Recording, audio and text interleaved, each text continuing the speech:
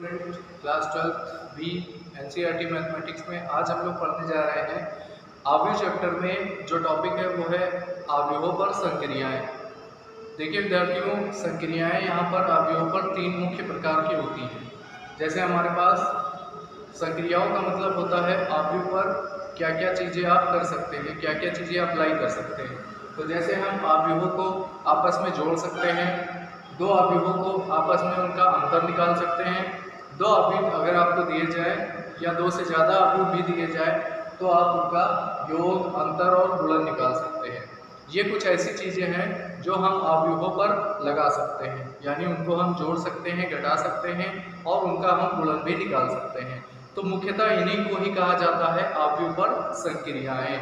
अब देखिए, अगर आप पहली संक्रिया लगाते हैं आव्यूहों पर, यानी अगर आप आव्यूहों का योग निकालते हैं, तो देखिए दो आव्यूहों का योग निकालने के लिए सबसे महत्वपूर्ण चीज़ ये है कि उन आव्यूहों का क्रम आपस में बराबर होना चाहिए। यानी अगर आप दो आव्यूहों को जोड़ना चाहते हैं या दोनों आव्यूहों को आप घटाना चाहते हैं तो उनका क्रम आपस में बराबर होना चाहिए।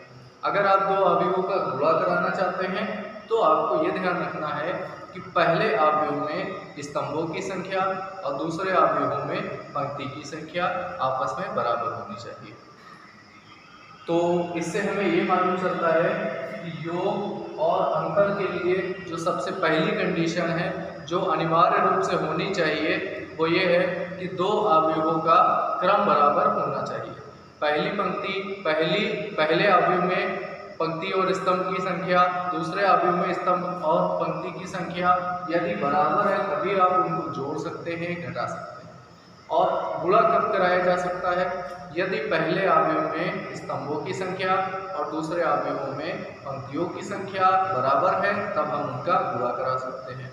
तो सबसे पहले हम लोग योग और अंतर वाले कुछ प्रश्न देखते हैं, इसके बाद फिर हम गुणा कराने वाले प्रश्न आपको बताते हैं। तो आइए हम लोग देखें। देखिए यहाँ पर हमारे पास एक आव्यूह से संबंधित जोड़ने और घटाने वाला प्रश्न दिया गया है। जैसे पहला है आव्यूह ए बराबर 2 4 3 2, एक आव्यूह है ए। दूसरा आव्यूह दिया गया है 1 3 -2 और 5। तीसरा आव्यूह दिया गया है -2 5 3 और 4। और आपसे यहाँ ये पूछा जा रहा है कि a + b और a - b निकालिए और साथ में 3a - c निकालिए, यानी योग निकालिए, अंतर निकालिए और 3a - c निकालिए।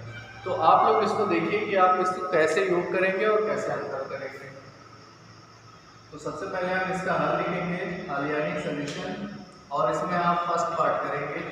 देखिए a बराबर आपको क्या दिया गया है, आव्यूह दिया है आपको 2 4 3 2,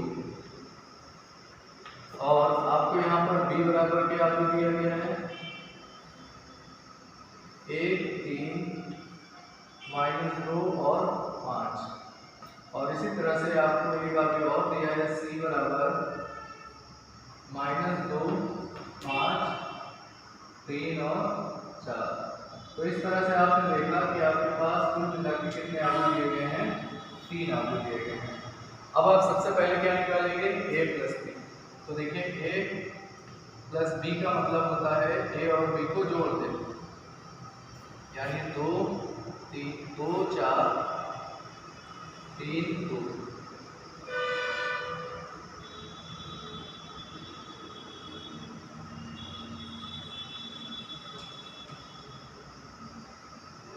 सबसे पहले ये देखिए कि क्या इन आव्यूहों का जोड़ संभव है, यानी इनका जोड़ना संभव है या नहीं है।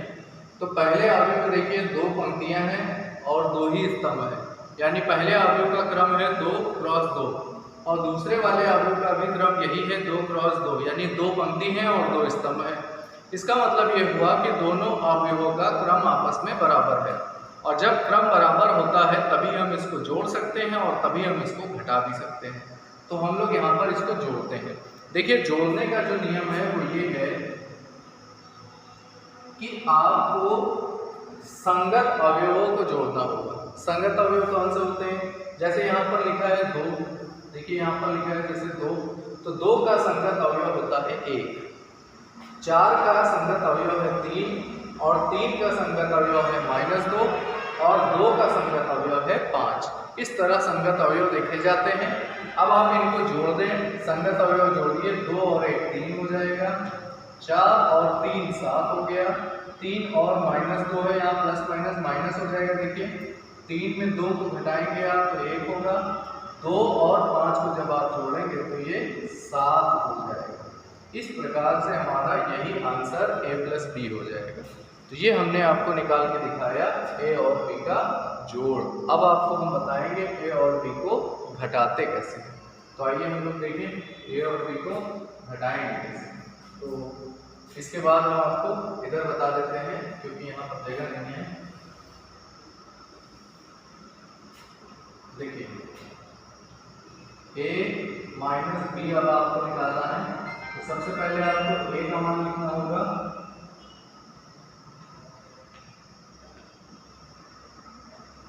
और इसके बाद आपको B का मान लिखना होगा।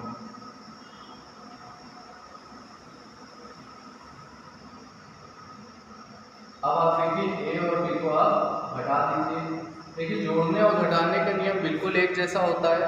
इसमें भी आपको संगत अवयवों को घटाना है। पंक्ति और स्तंभों की संख्या पहले ही बराबर है, आप देख चुके हैं।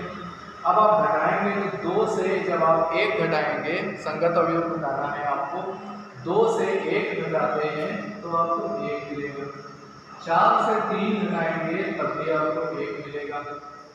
3 से 2 को माइनस करेंगे, देखिए माइनस और माइनस प्लस हो जाएगा तो 3 और 2 मिलकर 5 हो जाएगा।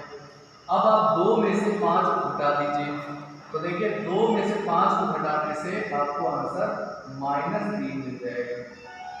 तो देखा आपने, ये हम लोगों का क्या है, A - B का मान आ गया।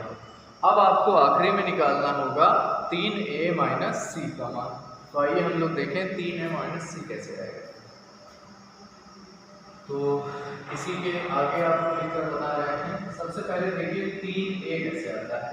देखिए 3A का बिल्कुल सिंपल सा मतलब है, इसका मतलब हुआ 3 से आव्यूह A में गुणा करना है। 3A का मतलब होता है 3 से आव्यूह A में गुणा करना है।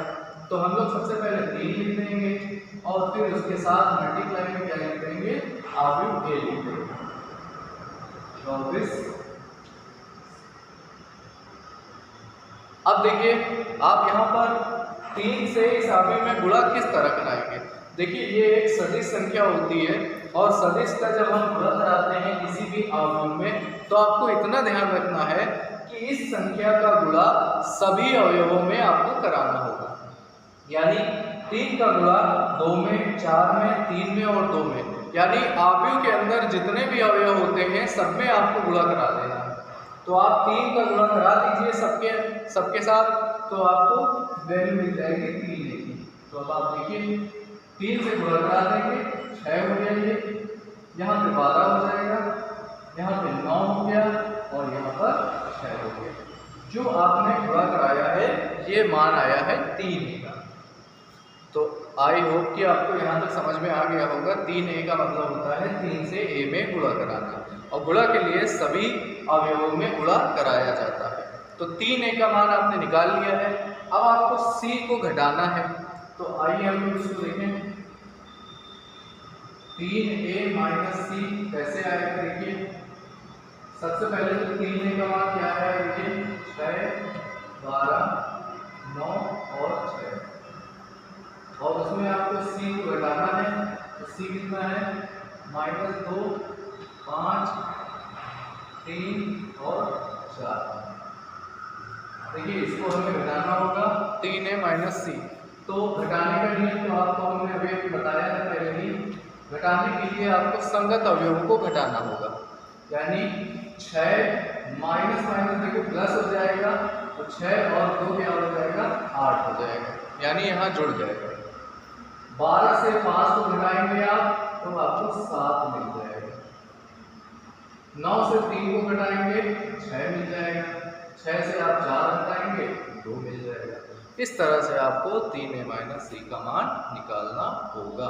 तो देखिए आप लोग इसको ध्यान से, सबसे पहले आपने A+B निकाला, उसके बाद यहाँ आपने A - B का मान निकाला, फिर हमने आपको 3A निकाल कर दिखाया और फिर आपको 3A - C निकाल कर दिखाया।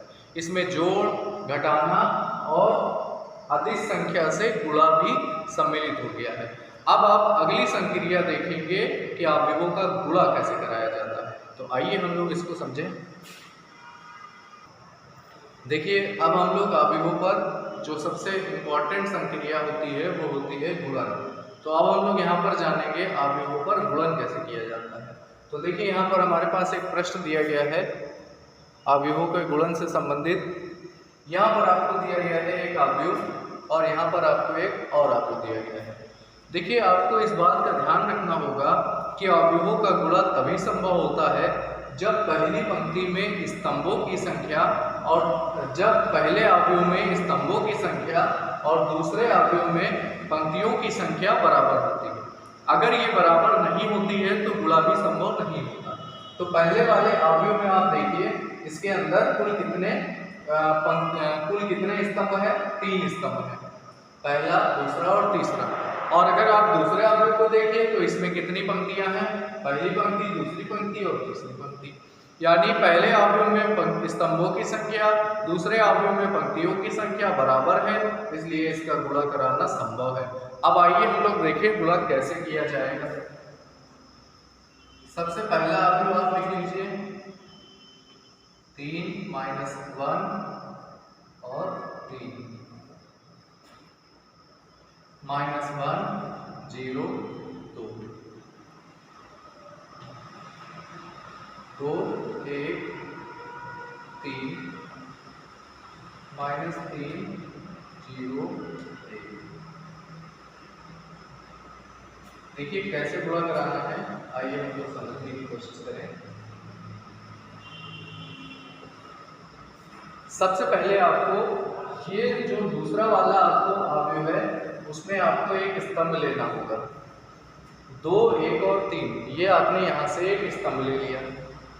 अब इस स्तंभ का पहले वाली पंक्ति में गुणा कराएंगे और दूसरी वाली पंक्ति में गुणा कराएंगे। ये हम लोगों का पहला स्टेप होता है। तो आप लोग ध्यान से देखिए, 2 1 और 3 ये हमने पहला स्तंभ ले लिया। इसका गुणा हम पहले वाले पंक्ति में कराएंगे और उसके बाद दूसरी पंक्ति में कराएंगे। तो आइए सबसे पहली पंक्ति में करा दें। 2 का गुणा 3 में करेंगे जब आप, तो आपको 6 मिलेगा। आपको यहाँ बीच में जोड़ते जाना है अवयवों को। फिर आप 1 का गुणा -1 में करेंगे, तो इस बार तो आपको माइनस का 1 लिखना होगा। उसके बाद 3 का गुणा 3 में करेंगे, तो आपको प्लस का 9 लिखना होगा। आपको जोड़ते भी जाना है।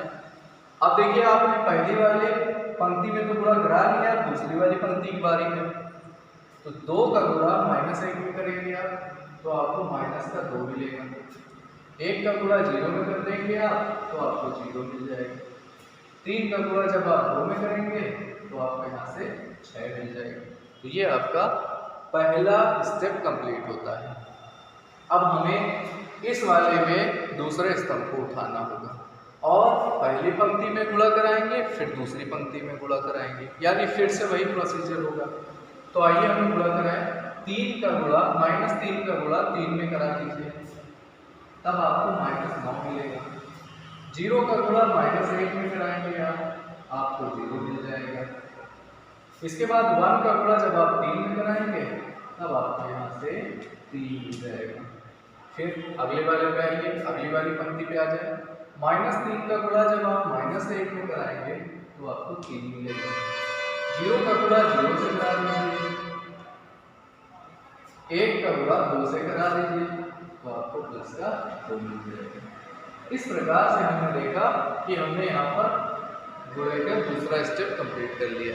अब आपको इसको सॉल्व करना है, इसको हल करना है और इसको आपको लिख लेना है।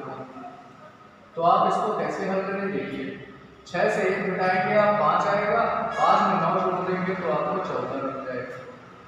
माइनस का 9 है और प्लस का 3 है, हल करने से आपको माइनस का 6 मिल जाएगा। माइनस का 2 है और प्लस का 6 है, हल करने से आपको 4 मिलेगा। 3 और 2 को आप जब जोड़ देंगे तो आपको 5 मिल जाएगा। इस तरह से यही हमारा गुणे का आंसर हो जाएगा। तो आपने देखा कि गुणा कराना किस तरह से करना है। इजी है। हर तरह के प्रश्नों में गुणा इसी तरह आप कराइएगा। अगर यहाँ पर स्तंभ और ज़्यादा हो, यहाँ पंक्तियाँ और ज़्यादा हो, तो भी आपको ये नियम इसी तरह से लगाना होगा। गुणे के नियम में कहीं पर कोई बदलाव नहीं होगा। अगर आप इसको अच्छी तरह से समझ जाएंगे तो आपको गुणे के सवालों में कोई समस्या नहीं आएगी।